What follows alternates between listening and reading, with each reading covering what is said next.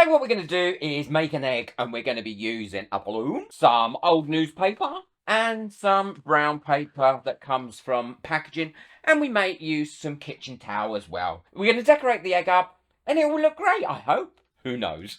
First thing we need to do is blow the balloon up to the size of the egg we want, and I think that'll be fine, to about that size, and tie a knot off on the bottom. I will link everything that I use in the description below, so don't worry. And what we're going to do is sellotape this down, because I'm not going to actually go all the way to the bottom of this. I'm going to leave a base. So I'm going to use a small plastic pot like this to stick that in and then sellotape it to it.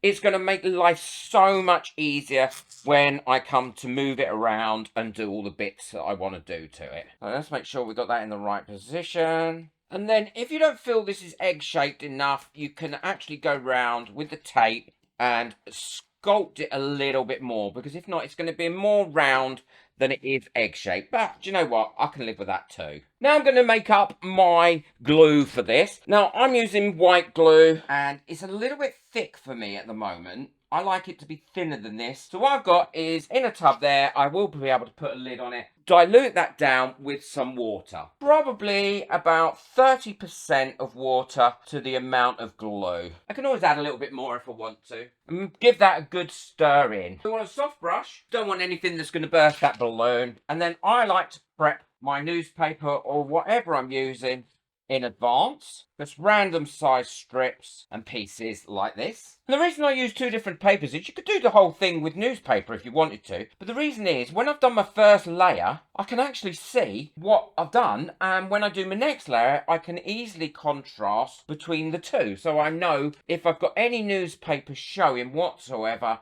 then I haven't put a piece of brown paper, so I've missed that layer and it's not as thick as the rest. All you need to do is paste that on like that and keep overlapping it all the way. Now you want about 8 layers, because that will give you a really nice solid balloon. Now if you find you're getting crinkles in it, it doesn't really matter too much, but if you want a much smoother finish, then what you can do is, before you put your newspaper on or your brown paper on, get a water spray like this and spray the paper with water first, then glue, then paper, and it will lay much flatter. See how much easier it is if you've got a pot to hold on to, because you can hold on to the pot while you're putting the paper on. It makes life so much easier. And then once you've got that covered in the first layer, I normally go ahead and stick 2 layers on. So I'll stick a brown layer on the top, and then I'll put it somewhere warm to dry before I do the next layer. I will also go over it as well and take any excess off that's on there, because that allows it to dry much quicker. Oh, I think we're going to have some good fun with this when it's finished. So now I've got the first layer on, what I can do is put the second one on. I've already got enough glue probably on here, but if any bits have dried out,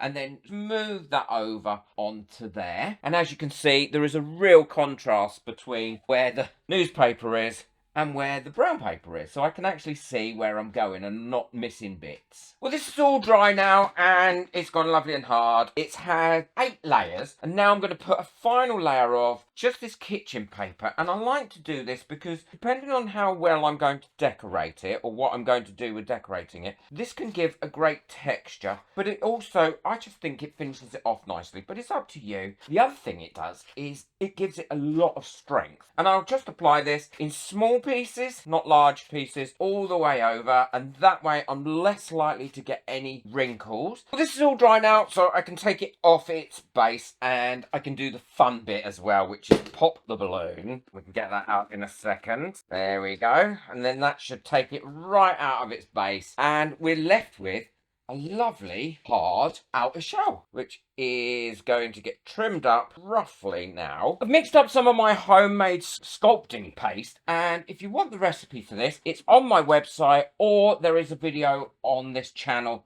on how to make it. And all I'm doing is brushing, there's no brush involved in this at all, is there? I'm popping this all over this egg into fairly thick layer, and this is what I'm going to make the scales with. And I've got an easy way, I hope, of making the scales. Once this dries, this will dry on here like a brick. It will not move, because the ingredients that I use in this are superb. And they're all readily available probably in your workshop or your studio or your craft room.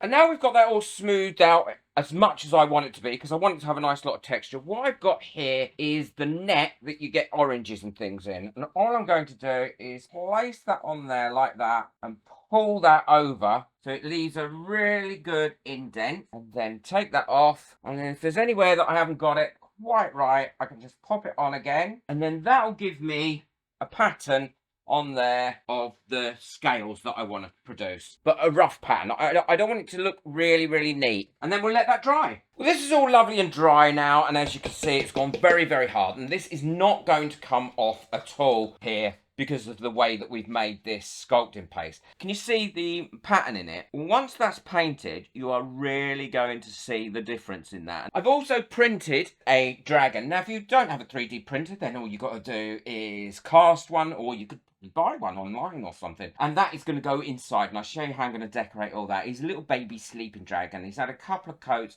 of spray plastic primer, and I find that covers up any of the little ridges and things like that that you get when you 3D print something. And he's really cute. But I am going to rough up this edge a little bit here so it looks like the front of the egg has come off. And all I'm going to do with this for this point is draw on here some bits like that, and then go around with my knife and cut those out. I might be able to do it with a pair of scissors. I'm not 100% sure whether it'll cut through that paste. Oh yeah, it should do. It might be easier with a knife, but can you see like that? So I'm going to go round and do that sort of shape with it. What I'm going to do is give the inside a couple of coats of red paint. This egg is going to be a red and gold colour. So the first coat of paint I'm going to use on this is a really watery bronze. And I'm going to try and do all my coats in really watery colours as well, because I want the pattern to still show through that we made in the actual plaster. I'll probably do a couple of coats of this bronze and then go over it with some gold and some copper. So it's got this really nice metallic-y finish to it. I love making things like that. And everything that you make doesn't have to have a practical use. Things can have just an aesthetic use, or you can make them just because you enjoy making them. You enjoy the process. I love crafting, whatever it is. I've added some black paint to that bronze and also quite a bit more water, because now I'm going to pour this over it like this, all the way over. Leave that on for a few seconds and then dab it off the front. Like that, so it gives it a bit more texture in those grooves and to highlight the shapes that I've done on the egg. Well, now that's dry, what I'm going to do is go over it with a dry brush of both gold and copper to bring out some of the highlights. And that's brought that up really well.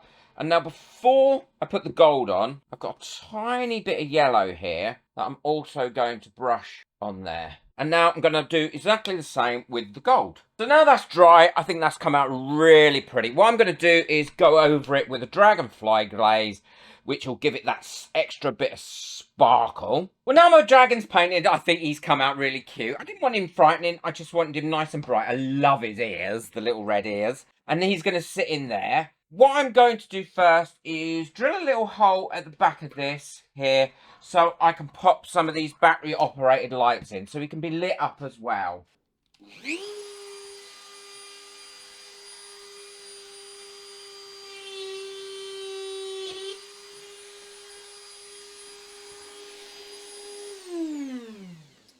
And then all I'm going to do is thread these through that hole, then stick them to the inside of that, towards the top rather than the base, because I don't want them to be seen other than to light up. And these should just push through that hole now like that. And then I'm going to stick these down, going all the way randomly around the top of this. Now, you're not going to see this sellotape once it's on there. Look, you can't really see it. But if you do, and you're not happy with the way it is and how it shows, you can always just paint over the sellotape. It's not a problem. And I've also made some coins here using my Cricut. I just did a circle and put a coin picture on there. That is what he's going to sit on.